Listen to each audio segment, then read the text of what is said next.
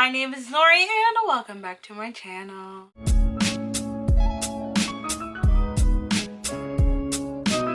So today we are going to be doing our March wrap up, y'all. It's over.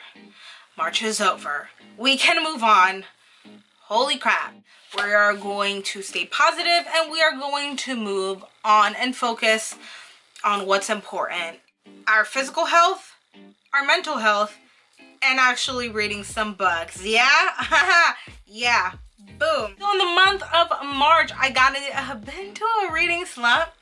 You know, as expected, but I pulled myself through, and I thank God for mangas because that's the only reason why I got out of my reading slump. So I'm going to do the same thing for my last video. A lot of you guys really liked the way that I did the wrap up, so I'm going to continue on. So the way it's gonna go is I'm going to talk about all of the stats. I'm going to put all the information in the pictures in the video. Then I'm going to tell you all the books that I've read in the month of March, and I'm going to give you their ratings, and then I'm going to go ahead and go into detail through all of the books. So if you want to listen to that particular one, then you can, and if not, you just want to know the stats, then you get to know the stats.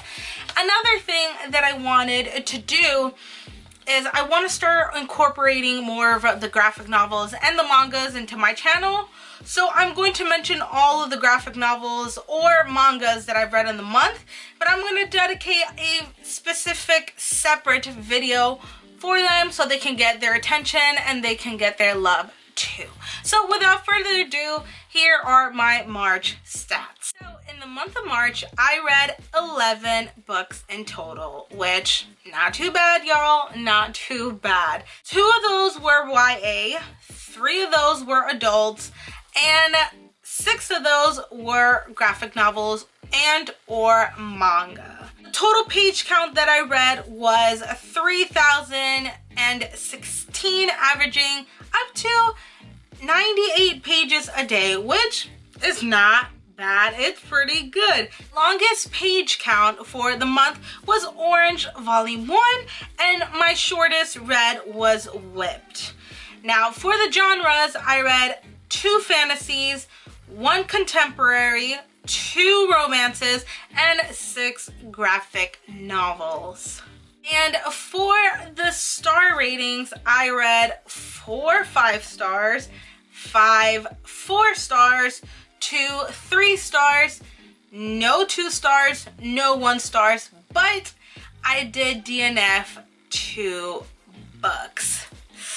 Yikes. But I did not include them in the 11 total. If I would have included my DNFs, it would be 13, but I just left it at 11, and I'm gonna put them on my Goodreads shelf as in like DNF, but it's not gonna be on my count. So I'll talk about those.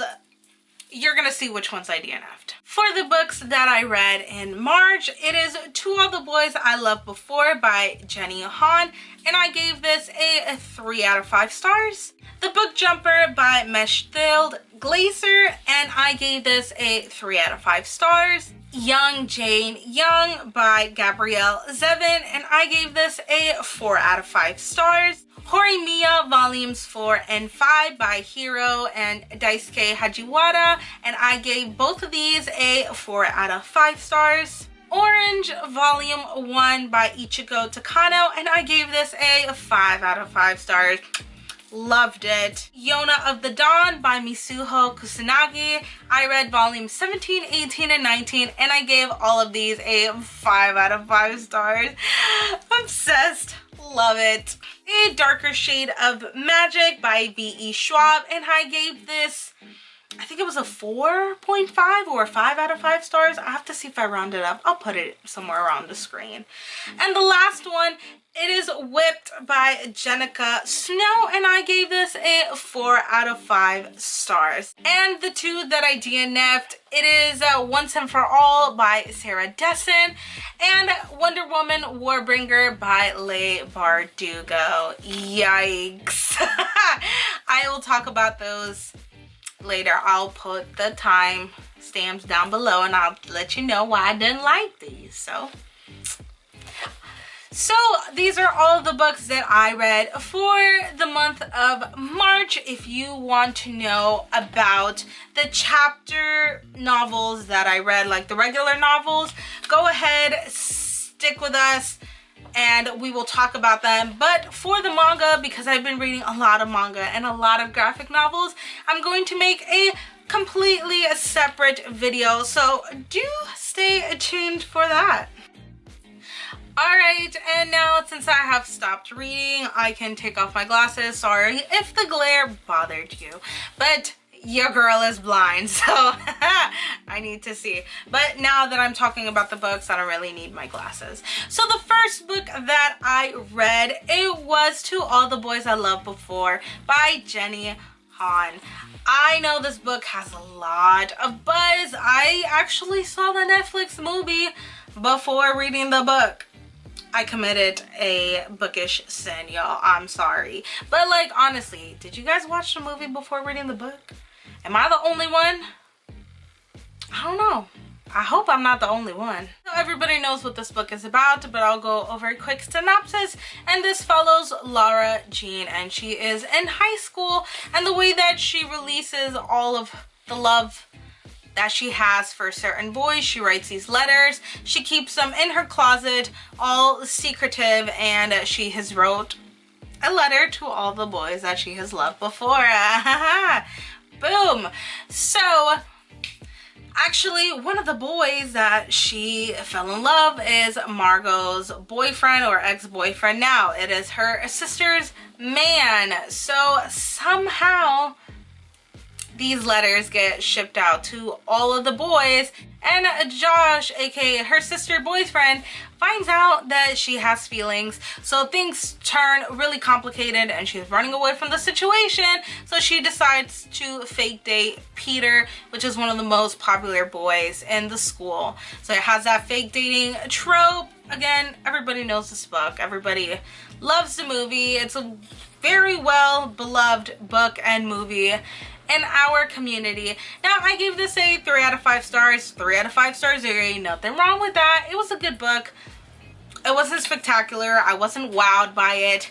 I dare say that maybe if I were to have read this in my high school days, or when I was like younger, maybe when I was like, maybe, I don't know, like 16, 17, maybe 19, maybe I would have absolutely loved this book and gave it a 4 or 5 out of 5 stars.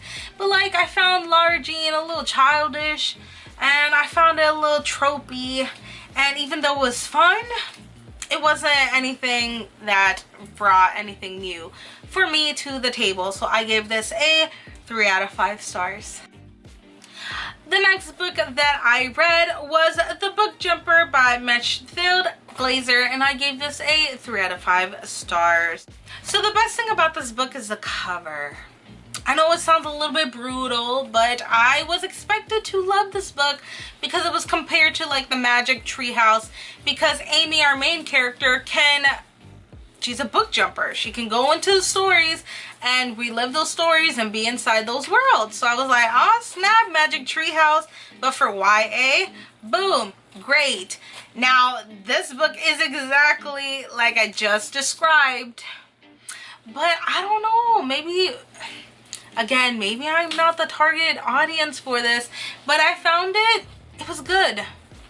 Nothing special. There was nothing that I'm like, whoa, I am sucked into this story. I need to finish it. I'm going to devour it. It was like, I'll take my time. So this follows Amy, and she is a teenager, and she discovers that she can jump into books. Her and her mother go back to the mother's birthplace or childhood upbringing so that Amy can train to be a proper book jumper. But as soon as Amy gets there, they realize that somebody has been messing up classic stories and has been taking or stealing things out of the book. Now, if you do that, you actually change the whole entire story forever, and all of the copies are going to follow that destruction. So all the stories will be forever changed. So they have to figure out what is going on and how to fix the stories. Now, again, this was a really good book. If you are towards that younger YA side, I highly recommend this book. If you want to read it, then go ahead and read it. But like, honestly, you're not really missing out on much. The next book is Young Jane Young by Gabrielle Zevin. Y'all, this was part of my TBR cookie jar. This month I was not going to be doing a TBR cookie jar because we have the reading rush, we have my OWLS exam, we got a lot of stuff going on, and I was like, I'm not picking my cookie jar because I'm not gonna read these books. This story is highly underrated, and I dare say that this reminds me a little bit of like the Seven Husbands of Evelyn Hugo vibe. I cannot wait because actually this book has inspired the if you like this then you'll like that, so I'm definitely going to be planning a video with those books. Comment down below if you know you're actually excited for that, or if I should just scrap the project. So this follows different characters surrounded by a whole cataclysmic event. So we start off with Aviva Grossman, and she's going to college for political science and Spanish major. Basically, she wants to become a politician, but actually this is set in Florida as well, which is hilarious because I live in Florida with a scandalous people, y'all, scandalous people. So she actually ends up having an affair with a congressman, a congressman, and that thing just blew up. It ruined her reputation, it ruined her family's reputation. It was a whole entire mess. So this follows the people who were involved or know about this story, and it all connects towards the end. Like you have I think it's before you come to the present, and then you go back to the past, and then you come back to the present. Like all these characters are all linked together, and honestly it was a great story. I had such a good time with it. I love these characters. I love what this book represents because she pretty much lost everything. Her reputation, you know, nobody wanted to work with her, but like the congressman came out fine. So it's like, you know, double standards right there. The book is so good, and I actually have not heard a lot of people talk about it. So, you know, if you are interested, I highly suggest that you pick this up. Alright, the next book that we have, it is A Darker Shade of Magic by V.E. Schwab, y'all. I finally got to it. Yay me. I actually was supposed to buddy read this with another booktuber. I will leave her link down below, and I'll post her picture up here. But it was super hard because of the situation, and there was a lot going on. Honestly, like by the end of the month, I was like, you know what? Let me finish it. And I finished it by the grace of God, and I gave this a 4.5 out of 5 stars. Like it was up there for me. This was so good, and this was actually my first completion of a V.E. Schwab book because I have a Victoria Schwab somewhere around here. I don't even know if y'all see it. Right here. It's This Savage Song. I believe it's by Victoria Schwab. It's the same author, YA adult. But I never actually finished that book, so I'm happy to say that I stan V.E. Schwab as of right now. I loved the story. It was so good. So we follow Kel. And Kel's an Antari. He has the magical abilities not only to control the elements, he can move past the different Londons. Now there's a gray London, white London, black London, and red London. And all of these Londons represent something. Like there's a London that's full of magic. There's a white London which doesn't have any magic, which is like the mundane. There's a gray, and then there's a black London who is super corrupt and left out. You know, they closed the doors. They closed the doors for all these Black Londons because the magic system got super corrupted. So the only people who can visit these Londons are the Antari. So in comes Lila Bard, which she was a fantastic character. I actually had a lot of fun with her, and these two characters, these two lives clash together because somebody tries to frame Kel for having a Black London artifact. So you follow their story and their adventure. Again, this is a very popular series and a very popular book, so I'm guessing you already know about it, but it was great. I had a great time, and I will be definitely continuing on with the series. Alright, and the last book that I read was Whipped by Jenica Snow. Y'all, can we just appreciate this cover? Because, oof, so good. I read this, I dare say it was like the last day of March. I was like, you know what? I'm gonna read it. I'm gonna read it. And I just threw myself in the bed and I read it. And I really liked it. Now, this book is not without its problems, let me tell you. Since this book, I believe it's like 160 pages, you know, you don't get that proper character development. You got that alpha male, like that super alpha male trope and that romance. So this book is not without its issues, let me tell you. I'm gonna be honest. But when I tell you that the smut was so good, the smut was so good. I had a great time reading this. So this follows Zara, and she is a boss. She is a plus size character, and she just, you know, she rocks and she don't care about nobody else. You know, she got it. She's organized. People rely on her. She's a very valuable team in her company.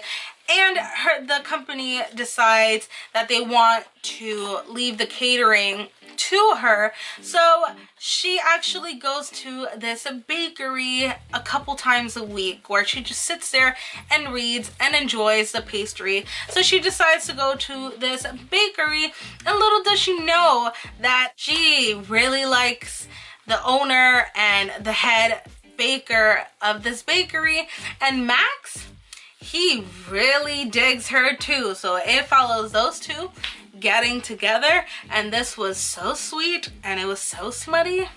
It was great. I had a great time. I gave it 4 out of 5 stars, but again, that's just like my personal opinion because I had a great time. But trigger warnings, y'all. It has its faults. If you do not like alpha male, like super possessive, if you don't like that alpha male and you want character development, you're not gonna get it from this book. But if you are looking for a super cute, super sweet, and super smutty romance book with great plus size representation, this is it, y'all. This is it. Alright, y'all, and that is the end of my March wrap up. Again, I hope that you like the system that I am doing. I actually prefer it a lot better. I'm actually having a lot of fun filming it like this. And please comment down if you just want me to incorporate the manga all into this wrap up, or that you wouldn't mind, you know, me talking about it in another video, or if you do want to have me bring up the manga and have a separate video as well. I don't know, y'all. Let me know. So again, thank you so much for watching my channel, and I will see you next time. Bye.